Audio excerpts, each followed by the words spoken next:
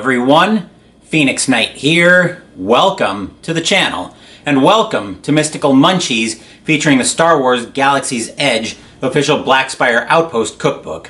What did we make last week? We made let me just double check here. Oh right, the cat's kettle corn was actually not bad. A little bit spicier than I think I was expecting, but I think a lot of that was because I poured the entire container of sake salt in rather than just the teaspoon that it called for. So, might not do that in the future again, but this week we're on to the side roasted Kajaka Root, which looks to be sweet potatoes with topping on it. So, let's tell the story for this one. To some, a simple root like the Kajaka might seem like nothing more than another boring side dish.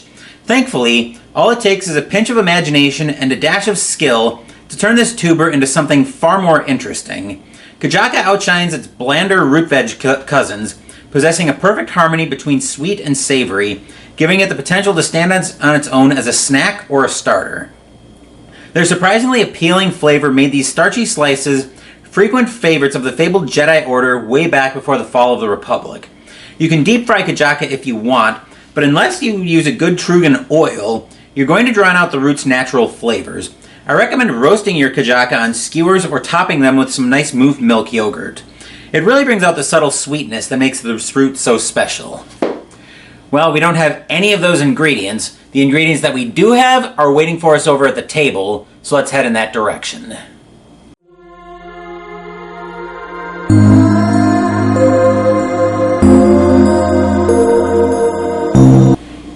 In order to make this recipe, we need 2 medium sweet potatoes that I've already peeled, a tablespoon of butter that's been melted, half a cup of plain yogurt, a quarter cup of peanut butter in your preferred style. I'm using creamy, 2 tablespoons of honey, 2 teaspoons of ground cinnamon, and whatever topping you want. I'm using semi-sweet chocolate chips.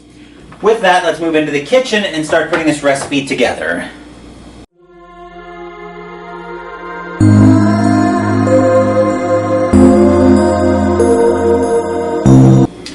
The first official steps of the recipe are to preheat the oven to 400 degrees, which I'm working on right now when you hear the oven chirping, and line a baking sheet with parchment paper.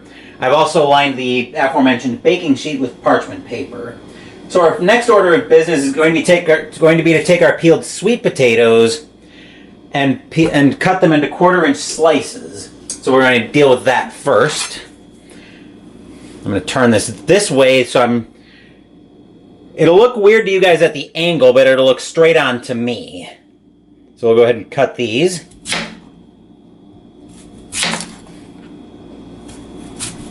Some of these are probably going to be a little bit more than a 1/4 inch thick, but we'll work with it.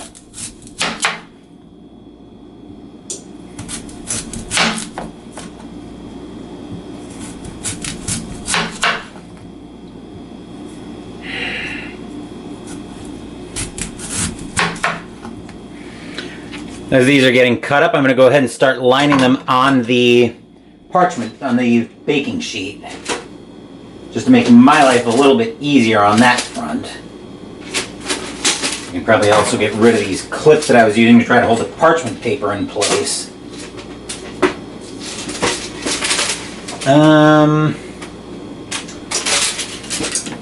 think we can probably put that right there. I'll put the other sweet potato down there. That could have ended badly. That's the problem with these sweet potatoes, is they don't want to stay at a good angle like that, especially when I'm trying to slice them. They really don't want to stay. They really like to roll on me.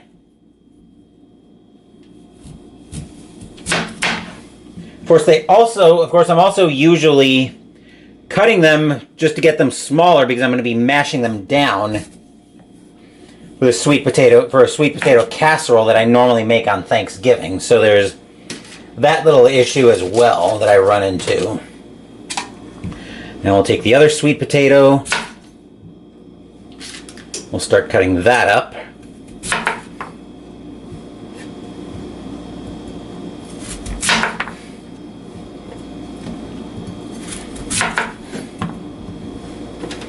Hopefully we also won't have the problem that we did with when we made, what did we make a few months back? The sweet potato casserole bites that we made out of the Dungeon Meister cookbook. We shouldn't have that problem because, for two reasons. A, we're not using marshmallows in this recipe, and B, we're not using the broiler, so I don't think we're going to run into a big problem with that this time.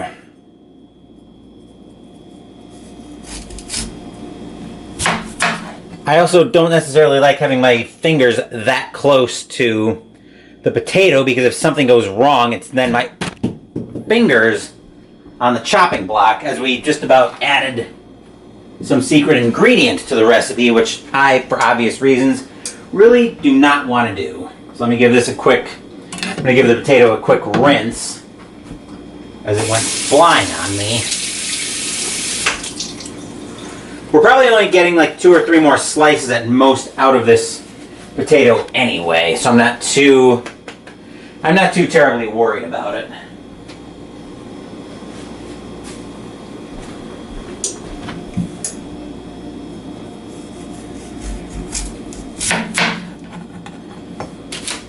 Let's see, we can probably make 1 more slice here. There we go. Okay. This last one should fit perfect. Okay, that plate can hit the bin. And now we'll bring the potatoes in shot. Right as I was turning the camera off, you may have heard the oven come up to temperature. So the oven is up to 400 degrees now, which is where we want it to be. Next order of business is going to be to take our potato slices and we're going to brush them with the butter that we melted earlier.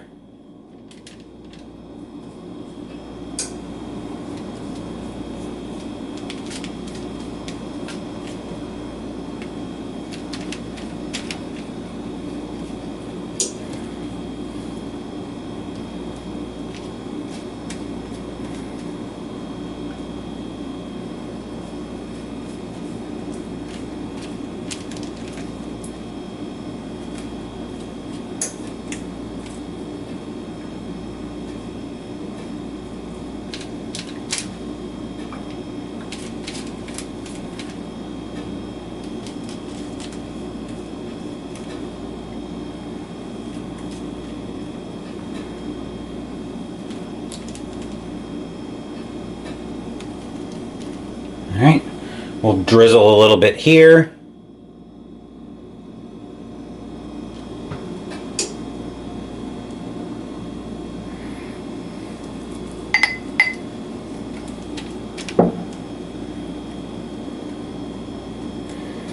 Okay. I think we are pretty much good there. So now we'll go ahead and put these in the oven. We're going to put these in, what kind of milestone are we looking for? 15 to 20 minutes until they're fork tender. And we're going to let them cool for about 5 minutes. So I'm going to move the camera out of the way so I can open up the oven. We'll set a timer for 20 minutes. And then we're not going to sit idle as we need the ingredients for the spread. Actually, we need a bowl and shot. As I mentioned, we're not going to sit idle while the sweet potatoes are baking. So we're going to make the ingredients for the spread. We're going to start off with our non-fat yogurt. We wanted a half a cup of that.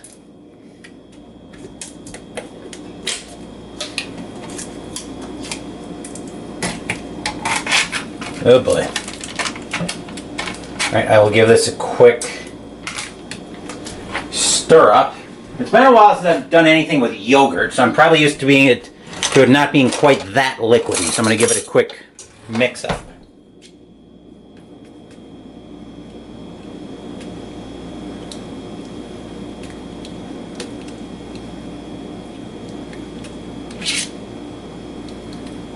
Okay, that's still not great, but I think that's a little better.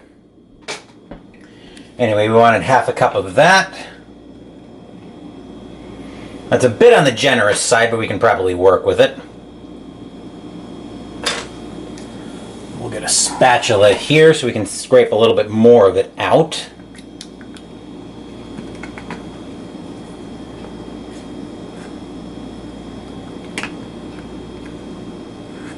Okay, there we are. That can go back into the fridge. Then we want a 1/4 cup of peanut butter, which I'm going to have to use a spoon most likely to scoop out. That's why I've got the spoon right here.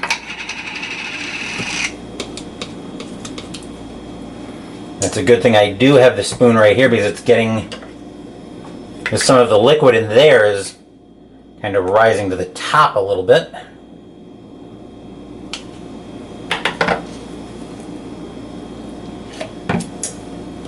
All right, that should be plenty of peanut butter.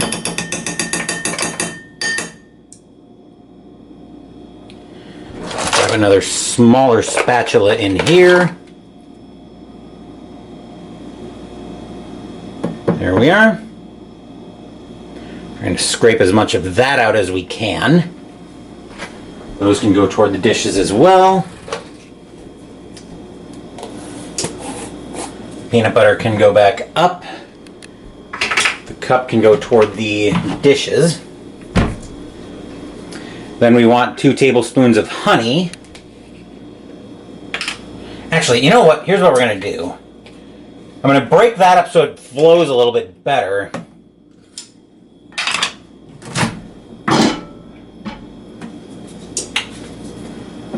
We'll put that in for 15 seconds.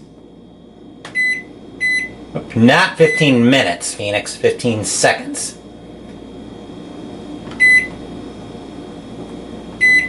There we go.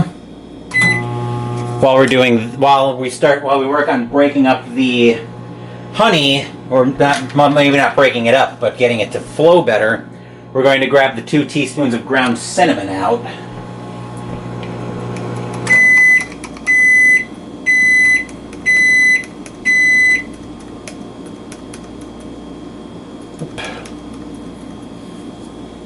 A little bit generous on that, but we can probably work with it.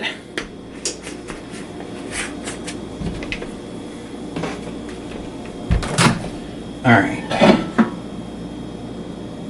We'll give it another 15 seconds, I think.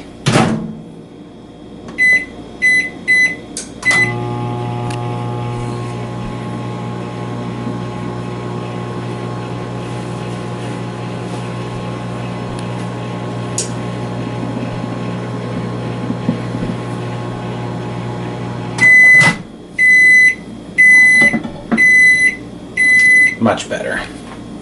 All right, 2 tablespoons of the honey.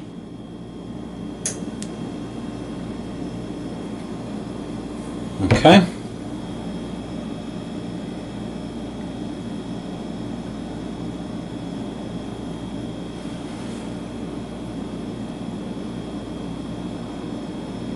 Get as much of that out as we can.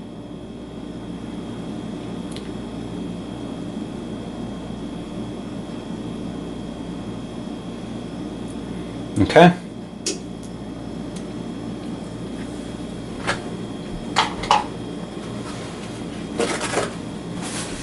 Probably about as much of the honey as we're going to get out, but I think we can work with it. The honey can go back up. And now we'll give this a good mix up.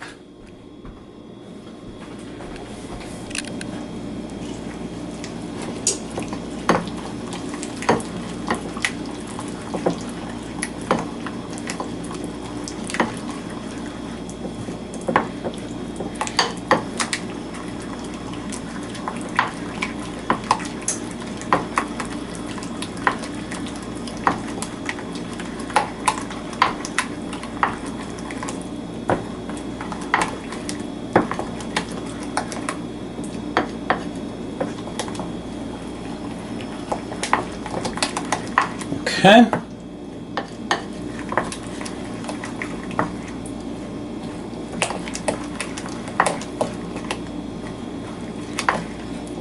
I think that's pretty much good on the spread. I've got everything nice and combined in there. So now we have to wait for the baking potatoes to get done. So we'll come back once the baking potatoes come out, or once the sweet potatoes come out of the oven.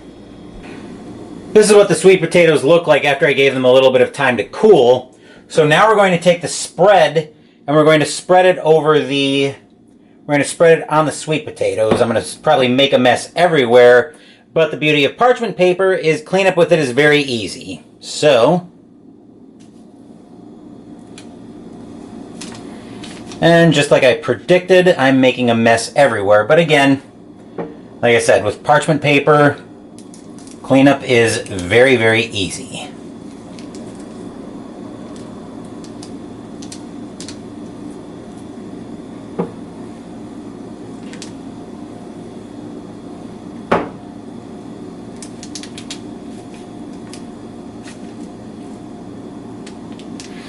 Also, going to be messy, so this is probably not a snack that's going into work on Monday. Because usually with stuff like the cookies and stuff like that, when I make that on Mystical Munchies, I usually bring the cookies in to work to share them there, especially if they turn out.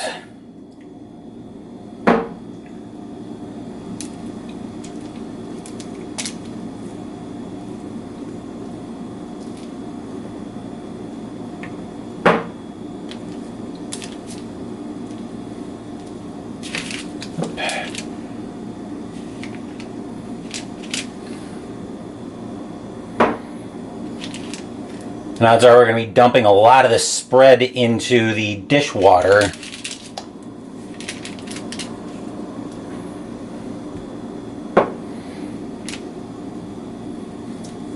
But that's not entirely unexpected.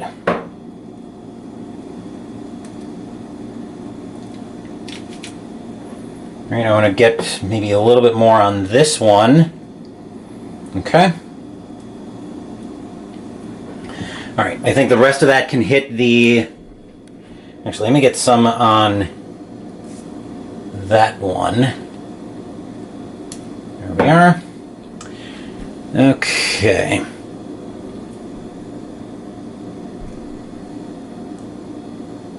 Alright. That should be all good, so the rest of that can hit the dishwater. Now we're going to spread the toppings on... We've got the semi-sweet chocolate chips.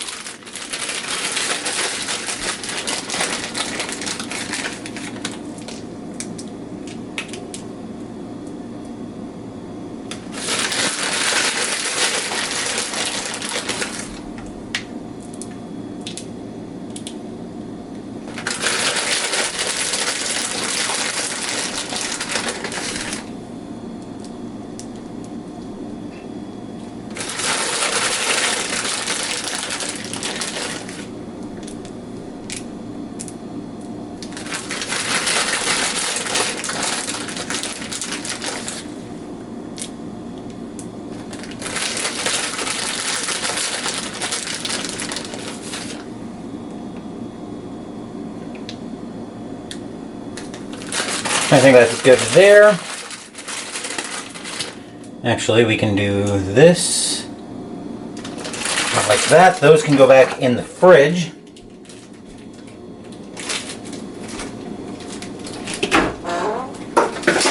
Also, for grins, we're going to throw on some of the white chocolate baking chips.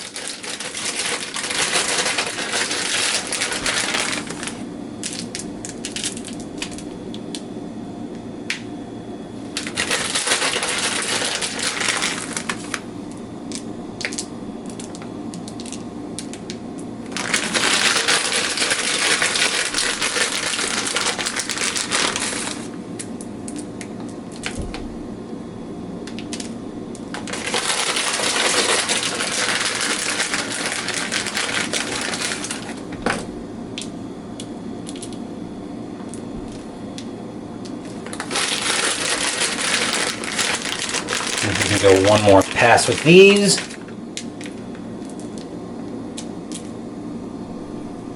Okay. I think we're all good there. So now, taking a look at those, we're We're going to go ahead and plate a couple of these, and I'll meet you guys over at my desk for the taste test.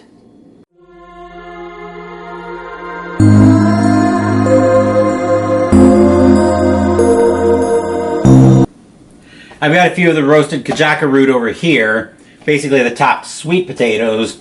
So let's go ahead and give them a taste, and we will see what I think.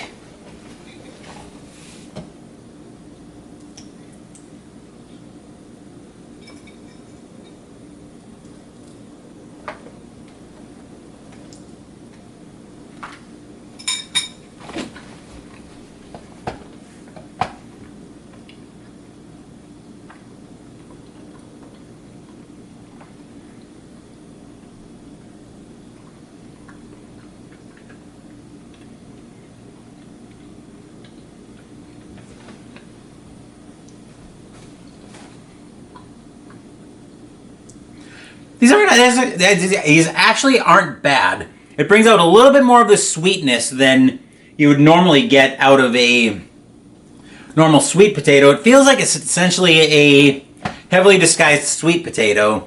The feeling I get is that you're really tasting the peanut butter and whatever you put on for the topping. So if I were to put, say, dried fruit on here, I'd probably notice the dried fruit more. I'm noticing the white and milk chocolate chips on here because that's what I put on as topping. But that's another episode of Mystical Munchies in the books. Busy coming up on the channel as usual. Later today we're going to have Game 4 of the World Series in 1991 payoff pitch baseball between the Pittsburgh Pirates and the Oakland Athletics. We'll be back to Game 1 starters as Doug Drabick will be going for the Pirates and Mike Moore will be going for the A's. Oakland leads the series 2-1. Tomorrow we're playing Star Wars Outer Rim from Fantasy Flight. Wednesday we're playing Twilight Inscription, also from Fantasy Flight. And next week we're continuing Mystical Munchies out of the Star Wars Galaxy's Edge Black Spire Outpost Cookbook with the entree, Fried Endorian Tip Yip. Thank you for watching the video. Please give the video a thumbs up and subscribe to the channel. Be sure to turn on notifications so you get my content. Be well, stay safe, take care of yourselves and your loved ones, and I'll be back with more videos in the future. Until then, take care everyone.